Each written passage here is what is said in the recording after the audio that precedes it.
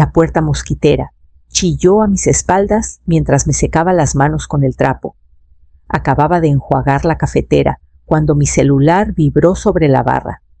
El nombre de Ismael se iluminó. Contesté al tercer timbre. «Hola, mijo». Su voz llegó alegre, apurada. «Ey, más rápido, Aurora. Trae a toda su familia este fin. Seremos 12 en total». «Espero que no te moleste». No dije nada. Antes de que pudiera articular palabra, escuché la voz de ella, de fondo filosa como navaja. Nos quedamos las habitaciones con vista al mar. Ella, que duerma en el rinconcito de la lavandería. La línea se cortó.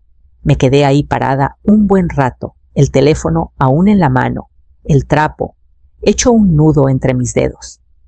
El grifo seguía goteando atrás constante, como si le valiera madre todo. 12. Venían a mi casa, mi refugio, junto al lago de Chapala, sin pedir permiso. Ni siquiera fingieron preguntar. Me acerqué a la ventana sobre el fregadero, la que da directo a la orilla. Todavía flotaba la neblina mañanera sobre el agua. Ni una huella, solo el vaivén de las olas lamiendo la arena. Apoyé la frente en el vidrio frío. El año pasado pinté yo misma el cuarto de atrás, el que da al lago. Colgué cortinas ligeras, alicé cada esquina. Ese iba a ser mío. Ahora me mandaban a dormir al lado de la lavadora. Limpié el borde de la barra y doblé el trapo con demasiada calma. Luego lo dejé y fui al closet del pasillo. Ahí estaba la canasta vieja de mimbre con sábanas extras. La bajé, la puse en la mesa y miré las pilas perfectamente dobladas. No las moví. No armé el rinconcito. Solo cerré la canasta. El crujido de llantas sobre grava me sacó del pasillo trasero. Miré el reloj 9:07 de la mañana. Ni desayunar había podido. Por la ventana delantera conté los carros. 4. Una combi, una pick-up, un SUV rentado. Uno con una lancha amarrada arriba. Las puertas se abrieron antes de que apagaran motores. Los chamacos salieron primero descalzos gritando. Uno cargaba un flotador del tamaño de un refrigerador. La mamá de Aurora pasó junto a mí con maleta de ruedas, ni un buenos días. La vi perderse por mi pasillo, sus pulseras tintineando como campanas. Me volví y la encontré en mi recámara, abriendo cajones. «Esta tiene la mejor luz», dijo dejando su bolso en mi tocador. Ideal para meditar. Antes de que pudiera responder, 2 primos adolescentes entraron arrastrando un futón enrollado. Otro traía una olla de lento cocimiento. La última vez que la vi fue en la boda de Ismael. Me confundió con la mesera. Ismael apareció en la puerta, lentes de sol sobre la cabeza, sonriendo como si fuera una fiesta sorpresa. Me abrazó rápido, ya distraído. Trajimos unos extras. Aurora no quiso dejar a nadie fuera. Nos quitamos de en medio en cuanto nos acomodemos. Asentí. No dije ni mu. El pasillo retumbaba de voces. Alguien prendió la bocina en la cocina. Mi lista del súper seguía intacta junto a ella. Entré a la cocina, llené la tetera y la encendí. Me moví lento, metódica. Dejé que el ruido pasara a mi alrededor como aire. Cuando el té estuvo listo, salí al porche y cerré la puerta. El aire afuera aún estaba fresco. Marqué de memoria. La posada de al lado contestó al segundo timbre. ¿Tienen cuarto libre?, pregunté. Sí, respondió la señora. ¿Vista al lago o al patio? Miré mi casa, mi recámara, mi lago. Patio, dije. Y pregunté a qué hora podía entrar. Pasaditas las 10, volvió a vibrar el celular. Estaba sentada al borde de la cama de la posada, el control remoto intacto a mi lado. El cuarto estaba en silencio. Ni pasos arriba, ni caricaturas retumbando. El mensaje era de Lorena. Sin palabras, solo un link. Lo abrí. Era el perfil público de Aurora. La primera foto cargó lento un plano amplio de mi porche, mis escalones, el sol de la mañana todavía fresco en la barandilla. La leyenda decía, emocionadísima de pasar el verano en nuestra nueva casa de Lago Nueva. Casa del lago, nuestra. Bajé. Fotos de los niños en mis sillas de jardín. Primos de Aurora desempacando frente a mi cochera. Alguien había puesto una toalla de playa sobre la mesa del comedor como si fuera decoración. Los comentarios eran peores. «Por fin, qué alegría por ustedes. Parece que al fin conseguiste lo que merecías». Cerré la laptop despacio. Tenía los dedos helados. No hubo pláticas, ni oferta, ni mención de renta. Pero ya habían escrito su versión de la verdad que les convenía. Me levanté y crucé el cuarto. En el closet de casa había empacado una cajita que no tocaba desde que Néstor se fue.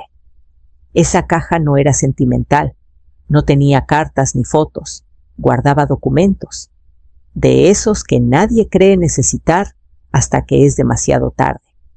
No había abierto ese cajón en meses. Casi olvidé que la llave seguía en mi llavero de repuesto.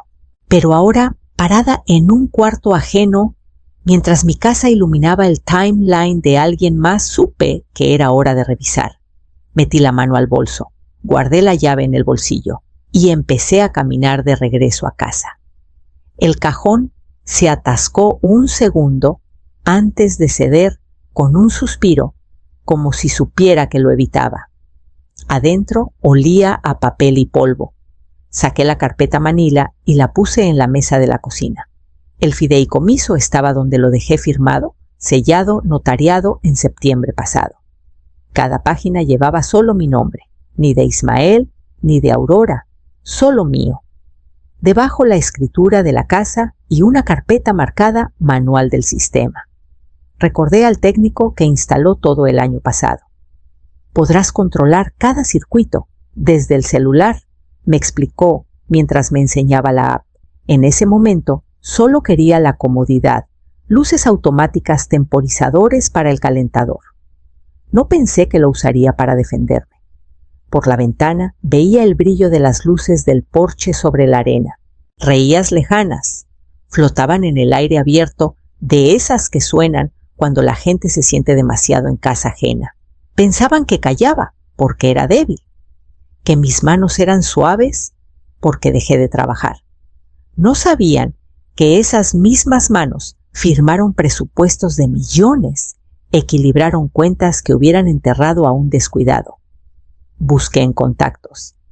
Primero llamé a mi abogado. No hablábamos desde los papeles del testamento de Néstor. Su voz llegó firme, cálida, como los profesionales que ya saben lo que vas a pedir. Sí, señora Halley, dijo. Todo sigue activo. La propiedad está blindada bajo el fideicomiso. Usted es la única beneficiaria. Bien, respondí. Quiero hacer una pequeña enmienda. Cuando colgué, marqué otro número. Rigoberto Torres. Lleva años con el refugio de cabras, a 2 pueblos. El tipo de hombre que nunca pregunta de más. Contestó al segundo timbre. Mérida, ¿cuánto tiempo? Rigo, dije mirando las luces de mi casa. ¿Te gustaría pasar el fin en el lago? Se rió sin imaginar lo en serio que iba. Para el domingo por la mañana todo estaría listo. Salí de casa apenas salió el sol. Nadie se dio cuenta. Seguían dormidos, seguramente agotados de juegos nocturnos y de servirse mi licorera. Caminé de vuelta a la posada. El balcón daba a todo mi porche, el jardín, la hamaca que colgué para Ismael cuando tenía 8 años. Todo parecía más chico desde arriba, casi manejable. A las 3:02 p.m. vi los primeros signos de confusión. Aurora salió al porche en blusa de tirantes, abanicándose con una revista. El aire acondicionado dejó de zumbar. 1 hora después, 2 primos aparecieron en el jardín, con celulares en alto, caminando como cazadores. Programé el internet para cortarse a las 4 en punto. A las 6, la refri ya estaría calentándose y el lavavajillas pitaría furioso antes de apagarse. Yo conocía los ciclos. Yo los programé. Tomé mi té mientras veía el patio llenarse de cuerpos y frustración. Alguien intentó mover interruptores. Desactivé el override manual el invierno pasado. No descubrirían hasta mañana que el triturador de basura también se reseteaba tras un tiempo fuera. Dejé una nota, pegada con cinta en la puerta del cuarto de huéspedes. Esta propiedad se resetea para limpieza el lunes al mediodía. No se permite almacenaje después del checkout. Impreso en letra educada, sin subrayados, sin signos de exclamación, solo un recordatorio. Cuando las luces del porche parpadearon y se apagaron, ya discutían en el jardín. Y yo ya hacía lista de todo lo que nunca se molestaron en preguntar. Para media mañana, los primos se habían quitado camisas y quedaban en boxers, tirados en el porche como ropa quemada por el sol. Uno sacó un ventilador del maletero y lo enchufó a una extensión que hizo corto. Vi las chispas desde mi balcón. Aurora salió después descalza y furiosa sosteniendo la tapa del tablero eléctrico como si la hubiera traicionado. Pateó una maceta que estaba junto a mi hamaca. La cerámica se partió en dos. Ni miró abajo. A las 10:41, Ismael texteó. «Ma, ¿qué pasa?» No respondí. A las 11:03, la luz está loca. Algo mal con el sistema, nada. A las 11:22, intentó de nuevo. Al menos me llamas. Esto ya da pena. Silencio. Al mediodía, en punto, llegó el remolque de Rigo. Abrió la compuerta y bajó a 2 cabras, Dalia y Clementina. «Están entrenadas para jardinería», dijo con guiño, dejando una bolsita de croquetas. No fueron al jardín. Encontraron la puerta del patio abierta y entraron como si las hubieran invitado. Vi a un chamaco chillar y correr cuando Clementina subió a una silla del comedor. Alguien gritó: «¡Sáquenla!» y otro respondió: «Yo creí que tú cerraste». Escuché a Aurora gritar antes de verla. Un primo intentó agarrar una escoba. Otro sacó el celular. Un minuto después, alguien desde el porche llamaba a control de animales. Alcancé a oír ganado invasor antes de que se cayera la señal. Desde donde estaba, parecía la naturaleza reclamando su espacio.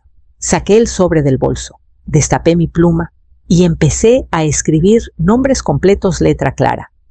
La lista no era larga, pero era exacta. Debajo de los nombres empecé a calcular cifras. El fin todavía no terminaba. Tocó pasadas las 8. Había oído pasos en el pasillo minutos antes, lentos, inseguros, como si no estuviera seguro de tener el cuarto correcto. Al abrir, Ismael parecía no haber dormido. Camisa arrugada, pelo revuelto. La seguridad fácil había desaparecido. No entró. Solo empezó mirando al piso. Vine a hablar. Todo se está cayendo allá. Me hice a un lado sin decir palabra. Se quedó en el marco, frotando las palmas. ¿Por qué no dijiste nada? Crucé los brazos. ¿Tú no preguntaste? Hizo una mueca. Es que Aurora pensó... Lo corté. Publicó que heredó la casa. Antes de que yo me muera. Parpadeó. Abrió la boca, pero no salió nada. ¿Creíste que no lo vería? Se encogió. No como niño, pero como hombre, que acaba de darse cuenta de que apostó a la historia equivocada. No sabía, murmuró. O sea, no leí la leyenda así. No dije tomando mi bolso. No leíste nada. Le entregué el sobre blanco, sin cerrar, firme por los documentos dentro. Lo tomó sin mirar, como si quemara. Ahí están los términos del fideicomiso, dije, y un resumen de lo usado: luz, agua, desgaste, limpieza. Ah, y la cláusula de cuidado temporal de animales. La encuentras al final. Volteó el sobre 1 o 2 veces. No quiero pelear, dijo bajito. Yo tampoco. Un momento nos quedamos ahí, sin gritos, sin súplicas, solo el peso de todo lo que quedó sin decir. Asintió una vez seco. Luego se fue. Cerré la puerta con suavidad y eché llave. Al sentarme en el escritorio, abrí una carpeta nueva y empecé a redactar el aviso que necesitaría para el lunes. A la mañana siguiente, me senté en el porche de la posada con un café y vi a Ismael cruzar el estacionamiento de grava sobre toda vía en mano. Esta vez no tocó, ni subió las escaleras. Se sentó en la banca fuera de la oficina y abrió los papeles. Vi cómo sus ojos recorrieron la primera página dudosos. Al principio luego más lentos, más serios. Pasó la carta de presentación y llegó al contrato de arrendamiento que redacté el otoño pasado, cuando empecé a sospechar que lo necesitaría. Era corto, página y media, lenguaje claro, letra simple, nada confuso. La cláusula 7 decía en negritas: la propiedad no está disponible para ocupación grupal, arreglos compartidos o alojamiento temporal de unidades no familiares sin el consentimiento expreso por escrito del propietario. Se detuvo ahí. Vi su pulgar apretar la hoja, como si quisiera romperla, pero no lo hizo. Pasó al siguiente documento: resumen de gastos. Electricidad 40% más en 3 días. Agua casi el doble. Reparaciones: 2 puertas de gabinete, una silla de patio, un pestillo roto de la regadera exterior. Había cotización de limpieza local y debajo tarifa del manejador de cabras. Sin multas, sin penalizaciones, solo números, solo hechos. Cuando bajé a su lado, no levantó la vista de inmediato. No estoy echando a nadie, dije suave. Solo haciéndolos responsables. Asintió una vez. Debiste decírmelo, dijo bajito. Intenté. Solo que no escuchaste. Nos quedamos en el silencio la mañana apenas calentando. Lo pago yo, dijo al fin. Lo sé. No le di las gracias. No era favor. Guardó los papeles, se levantó y caminó hacia la casa. Lo dejé ir. En mi cuarto, abrí la agenda y anoté el itinerario de la semana citas de mantenimiento, llamada al notario y lista de todo lo que dejaron y que no pensaba guardar. La casa estaba en silencio cuando abrí la puerta principal. Ni charlas en la cocina, ni tele retumbando por el pasillo. Solo el crujido familiar de las bisagras y el olor a agua salada colándose por la mosquitera. Entré despacio. El aire estaba más fresco, como si el lugar al fin hubiera respirado. No había zapatos tirados en la entrada, ni toallas colgadas de la barandilla. El futón que bloqueaba el pasillo había desaparecido. Hasta las barras de la cocina, que estaban sepultadas bajo envolturas de papas y bolsas de cereal abiertas, estaban limpias. No impecables, pero limpias. Recorrí cada cuarto sin prisa. Puertas de recámaras abiertas, sábanas quitadas, puertas de closets entreabiertas, perchas tintineando al pasar. Una ventana seguía cerrada. La abrí de par en par y dejé entrar la brisa. Las cabras ya no estaban. Rigo debió venir temprano. No quedaba rastro ni croquetas ni huellas en el porche. Solo un leve olor a pasto en la cocina que me hizo sonreír sin querer. En la mesa del comedor, junto a un frutero vacío, había una nota doblada, mi nombre en la letra de Ismael. La desplegué con cuidado. La próxima nos quedamos en otro lado. Perdón. Sin firma, sin promesas. Solo eso. Me quedé un momento, la leí 2 veces. Luego fui al cuarto trasero, el que reclamaron la primera noche, el de la mejor vista, y abrí el cajón donde guardaba los papeles del fideicomiso. La carpeta ahora estaba en mi caja fuerte, pero el cajón aún tenía peso. Puse la nota dentro y lo cerré con suavidad. Después fui al closet de blancos y saqué un juego de sábanas limpias, esta vez para mí.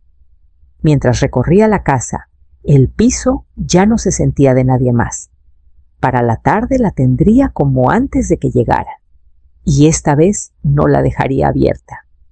Pasó una semana antes de que notara lo quietas que volvieron las mañanas. No vacías, solo quietas. El tipo de silencio que se gana. Empecé en la cocina, donde la puerta del gabinete colgaba chueca desde el fin. Apreté la bisagra, lijé el borde y le di una mano fresca de blanco. Quedó mejor que antes. Las sábanas extras volvieron a su canasta dobladas como me gusta. Devolví el tostador extra que trajeron junto con una licuadora que no reconocí. Se sintió bien sacar el desorden, 3 cajas en total donadas a la tienda de la Iglesia del Camino. Recorrí los cuartos con una libretita, anotando detallitos, tornillos flojos, soclos, raspados una mancha en la alfombra del pasillo. Nada urgente. Nada roto, sin remedio. En el porche saqué una silla pluma y una hoja de cartulina gruesa, del tipo que usaba para imprimir letreros de eventos cuando dirigía juntas. Escribí lento con intención: esta casa no es renta, no es retiro, no es premio, es mía. La laminé y la clavé junto al marco de la puerta, justo arriba del nivel de los ojos. Nadie necesitaba leerla más que yo, pero ahí quería tenerla, un límite a la vista. Esa tarde me senté junto a la ventana con una taza de té fresco y escuché el lago llegar. La puerta mosquitera chasqueó suave en su marco. Nadie gritó mi nombre, nadie llenó el pasillo de maletas. Antes del atardecer, me paré en la puerta principal. Pasé los dedos por el pestillo, comprobando que aún entrara limpio. Luego giré la llave desde adentro. Fue la primera vez que lo hice en todo el verano. Y cuando retrocedí, el silencio ya no se sentía como ausencia, se sentía como propiedad.